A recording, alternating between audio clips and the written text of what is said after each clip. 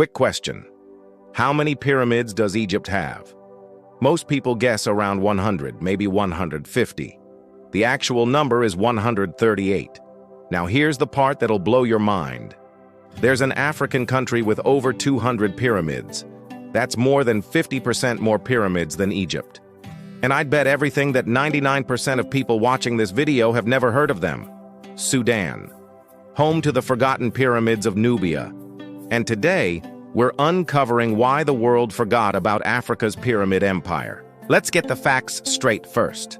Sudan has between 200 and 255 pyramids, depending on which archaeological survey you trust. Egypt has 138. Sudan wins. It's not even close. These aren't tiny structures either. We're talking about pyramids between 20 and 100 feet tall, built from sandstone blocks, standing in clusters across the Sudanese desert.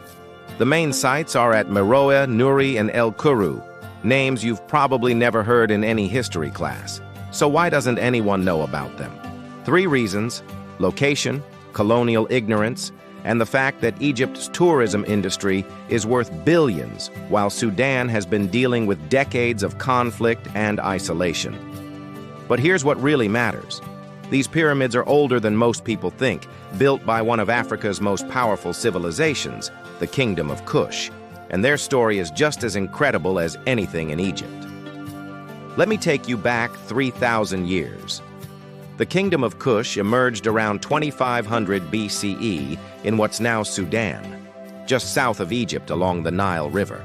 For centuries, Kush and Egypt were rivals, trading partners, and sometimes enemies. But here's the part that'll surprise you. Kush didn't just compete with Egypt. For nearly a century, Kush conquered and ruled Egypt. Around 750 BCE, Kushite King Piye marched north and took control of Egypt, establishing what historians call the 25th dynasty, the Nubian dynasty. Kushite pharaohs ruled both kingdoms for almost 100 years. They didn't destroy Egyptian culture. They embraced it, restored temples, and even adopted pyramid-building traditions. But they made the pyramids their own. Egyptian pyramids were built during the Old and Middle Kingdoms, mostly between 2700–1700 BCE. By the time Kush was building pyramids, from around 700 BCE to 300 CE, Egypt had stopped building them for over 1,000 years. Kush brought pyramids back, but with a twist. Nubian pyramids are steeper and smaller than Egyptian ones, with slopes around 70 degrees compared to Egypt's 50–55 degrees. They were built as tombs for kings and queens, called kandakes, and filled with gold, jewelry, and treasures for the afterlife. The Kingdom of Kush wasn't just copying Egypt. They were creating their own architectural legacy, and they kept building pyramids for over 1,000 years, long after Egypt had moved on. At its peak, Kush controlled trade routes connecting sub-Saharan Africa to the Mediterranean. Gold, ivory, ebony, and incense flowed through Kushite cities. The capital, Meroe, was a center of iron production. Some historians call it the Birmingham of ancient Africa. This was an empire, advanced, wealthy, and powerful. So why did the world forget about it? Let's be blunt. The pyramids of Sudan were ignored because of racism, Eurocentrism, and the prioritization of Egypt by colonial archaeologists. When European explorers first encountered Nubian pyramids in the 1800s, they were astounded, but they didn't celebrate them. Some even looted them. In 1834, Italian treasure hunter Giuseppe Ferlini literally destroyed over 40 pyramids at Meroe, searching for gold. He found jewelry in one pyramid and then blew up dozens more looking for treasure. The damage was catastrophic and irreversible. Compare that to how Egypt's pyramids were treated. Yes, they were looted too, but by the 20th century, Egypt's monuments were being preserved, studied, and turned into global tourist attractions. Meanwhile, Sudan's pyramids were left in the desert, largely ignored by the international community. There's also the issue of accessibility. Egypt invested heavily in tourism infrastructure, hotels, guided tours, museums.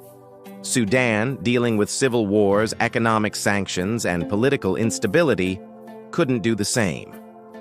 It's hard to become a tourist destination when your country is on travel warning lists. But there's a deeper issue: the historical narrative. Western education systems teach ancient Egypt as the cradle of African civilization, often without mentioning that Egypt is in Africa or that civilizations like Kush existed alongside it. The story gets whitewashed, Egyptianized, and separated from the rest of the continent. The result? Millions of people know about the Great Pyramid of Giza, but have never heard of the pyramids at Meroe. And that's a tragedy, because what's standing in the Sudanese desert is one of the most important archaeological sites in the world.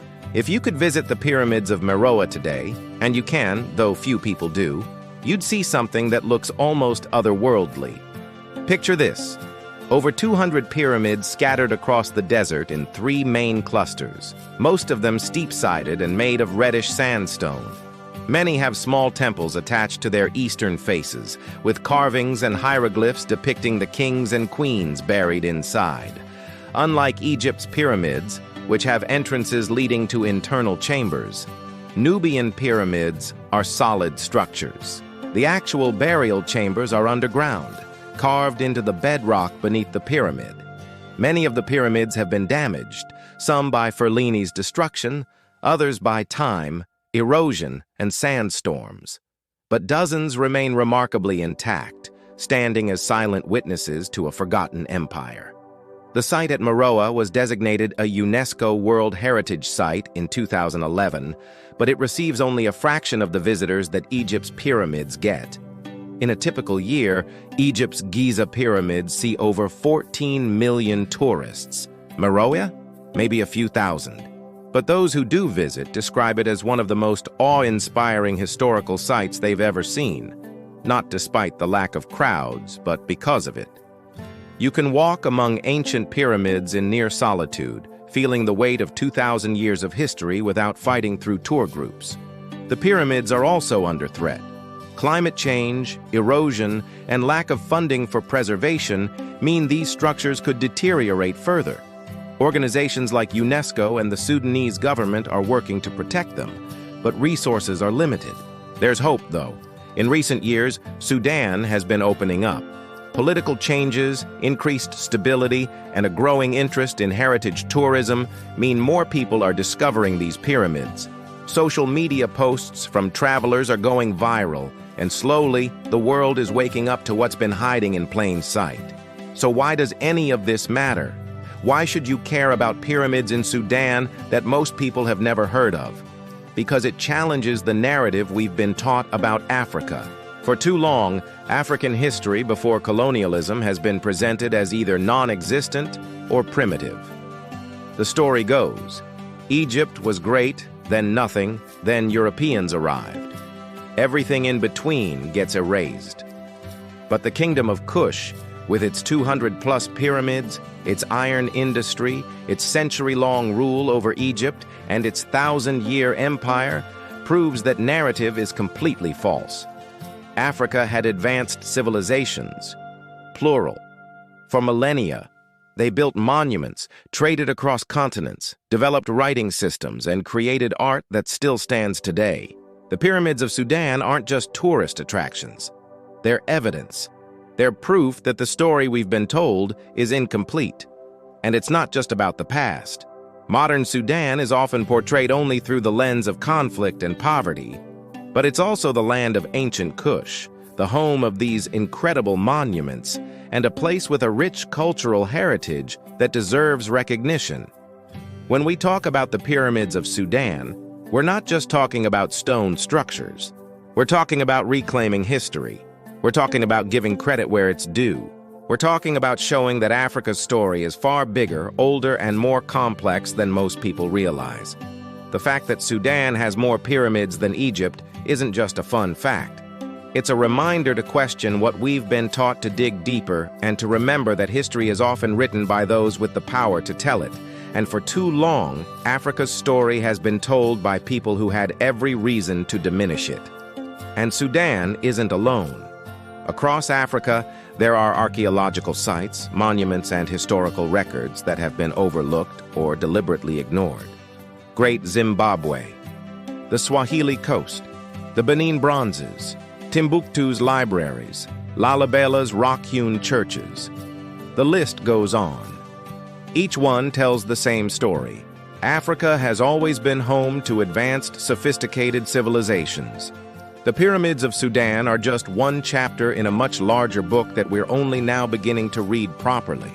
So the next time someone asks you where the pyramids are, don't just say Egypt. Say Egypt and Sudan. Say Nubia. Say the Kingdom of Kush. And if they've never heard of them, tell them what you just learned. The pyramids of Sudan stand as a testament to a civilization that once ruled the Nile, conquered Egypt, and built monuments that have lasted over 2,000 years. If you want more untold stories like this, hit subscribe. New videos 3 times a week. Next week, we're diving into this incredible African city that's so advanced, European colonizers couldn't wrap their heads around the fact that Africans actually built it.